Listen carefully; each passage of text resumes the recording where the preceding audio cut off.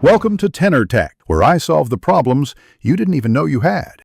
You begin by planning the thread's purpose and 5-10 main points so each tweet advances the story.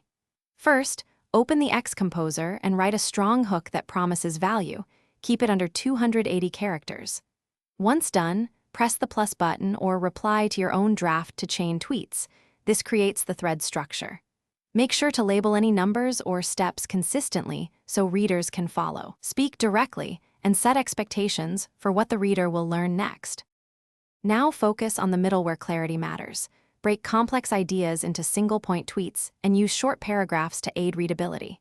Add images, short videos, or an infographic to illustrate key claims, and include one link only when essential. Once done, number tweets like 2/7 to show progress.